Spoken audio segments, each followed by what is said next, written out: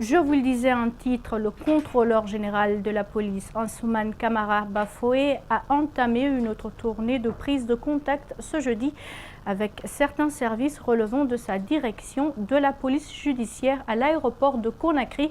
En passant par le port autonome de Conakry, le général Bafoué a véhiculé un seul et unique message: l'entente et le professionnalisme. Cette tournée visait surtout à s'enquérir des réalités de ces services et des conditions de travail des agents de police. Bintou Traoré Aliouba était sur les pas du directeur général Bafoué. On suit leur compte rendu. À la direction de la police judiciaire, le général Ansoumane Camara Bafoué a passé des heures en prodiguant des conseils aux agents, tout en leur demandant de bien se comporter à l'interne et à l'égard des citoyens. Il leur a aussi demandé de se donner les mêmes pour maintenir l'unité. Après ses propos, il a visité tous les locaux de la DPJ.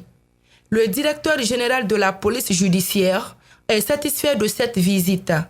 Accueillir le directeur général de la police nationale au sein de la direction centrale de la police judiciaire, cela nous permet d'espérer et de savoir que désormais nous comptons sur un chef policier opérationnel très engagé qui se rapproche de ses bases, parce qu'on ne peut pas réussir grand-chose quand on est éloigné de ses bases. De la police judiciaire, direction l'aéroport de Conakry.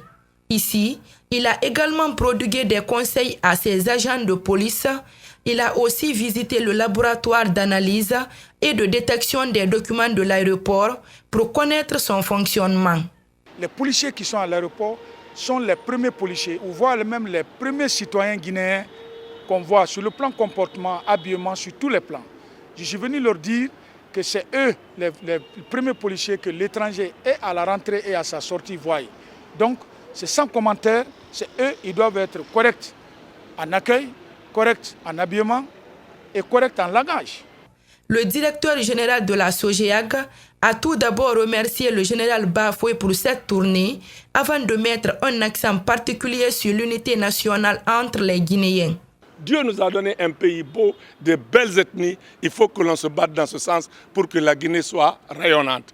Dans la foulée, le directeur général de la SOGEAC a promis d'inscrire dans le prochain budget l'achat de 2 véhicules à la police nationale, à la gendarmerie et à la douane. Cela pour qu'ils soient encore mieux équipés, mais aussi faciliter leur déplacement sur le terrain. La 3e édition du Forum de l'étudiant guinéen se poursuit à Conakry.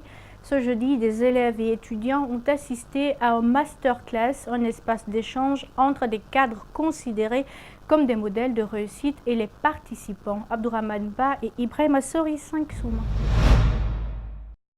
Une salle de masterclass, un espace d'échange entre les élèves, les étudiants, les cadres de l'administration et ceux évoluant dans divers secteurs. Devant ce public curieux, ces personnes considérées comme des modèles retracent leur parcours académique et professionnel pour servir d'exemple à ces élèves et étudiants. On a fait passer des ministres qui nous ont dit comment est-ce qu'ils ont commencé leurs études, par où ils sont passés à l'étranger, comme ici, comment est-ce qu'ils se sont débrouillés pour avoir le leadership qu'ils ont, d'accord, pour permettre aux étudiants et aux élèves de se dire que c'est possible de rêver et de réaliser ses rêves. Des parcours atypiques qui fascinent ces élèves et étudiants qui entendent s'en inspirer. Le ministre Naïté, c'est quelqu'un qui m'a vraiment beaucoup marqué de son parcours. Déjà, de son passé, il nous disait que tout en étant jeune, il était entrepreneur et c'est ce que j'ambitionne aussi. Ce sont des grandes personnalités et je compte aussi suivre leurs pas pour plus tard devenir une grande personnalité. Je veux même aller au-delà de tous ceux qui viennent de passer là, s'il plaît à Dieu. En dehors de ces personnes modèles, cet espace permet aux entreprises de communiquer sur les opportunités d'emploi, mais aussi celles d'aller étudier à l'étranger. Il y a une offre qui est là depuis des décennies, une offre présentée par le Maroc à la Guinée. Donc cette occasion nous a permis d'élucider un peu le système et de permettre à ces jeunes étudiants, ces jeunes élèves qui deviennent étudiants peut-être d'ici peu, d'avoir d'ample information et de manière directe.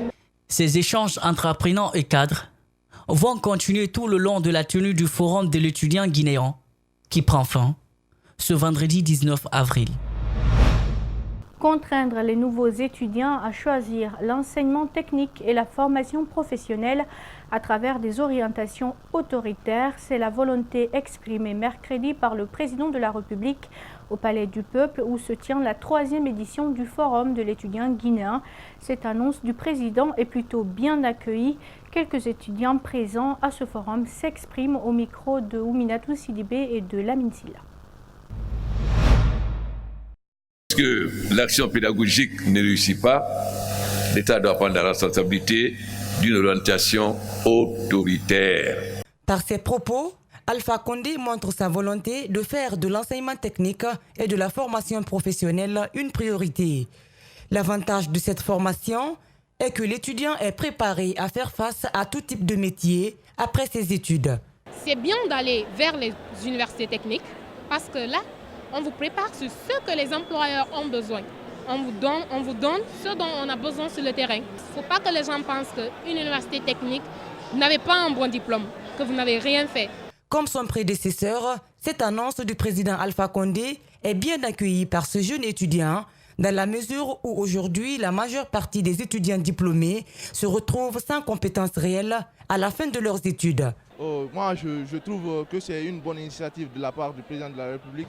Vu qu'il y a un petit souci en République de Guinée, il y a une inadéquation entre la formation et le métier en quelque sorte. Donc si le président dit cela, c'est orienter un peu les étudiants et les élèves dans les domaines techniques s'il le faut.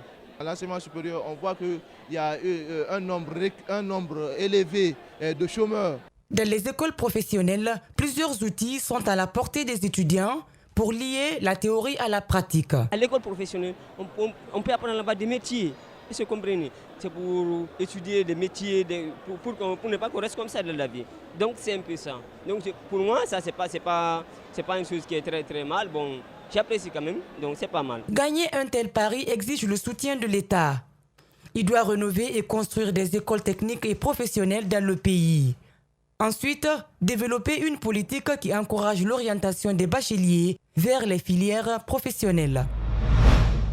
Autre chose dans cette édition, tenue des prochaines élections législatives en Guinée, l'Union des forces républicaines y croit fermement. Sidia Touré, son président, demande à la Commission électorale nationale indépendante CENI d'élaborer un chronogramme pour la tenue des élections.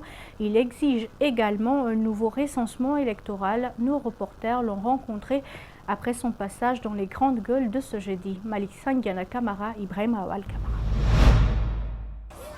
Le calendrier électoral a rarement été respecté en Guinée. L'Union des forces républicaines regrette cet état de fait. Sidia Touré, son président, aurait demandé à la CENI d'établir un chronogramme des élections prochaines dans les plus brefs délais. Nous avons demandé à nos députés qui sont partis siéger des fois contre notre propre volonté qu'il faut faire en sorte que nous ayons un calendrier précis des élections et que les réunions avec la CENI se tiennent pour qu'on ait un chronogramme précis et qu'on puisse fixer une date pour finir avec cette façon de faire, à savoir ne pas organiser les élections à temps. L'assainissement du fichier est un autre débat entre les politiques du pays. Le dernier audit du document a démantelé 1 774 000 fictifs selon le président de l'IFR. Sidia Touré exige une révision du fichier électoral avant toute consultation. C'est quelque chose de totalement inacceptable. Donc nous demandons que la révision se fasse de telle façon que chacun passe devant les machines pour être clairement identifié et qu'on sache combien d'électeurs nous avons dans ce pays-là.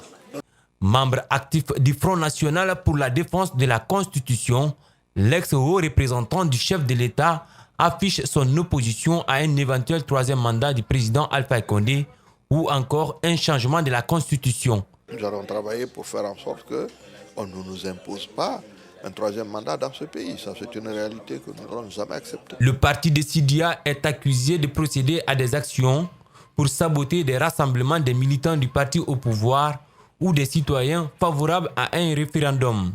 Le président de l'IFR parle d'accusations fortuites.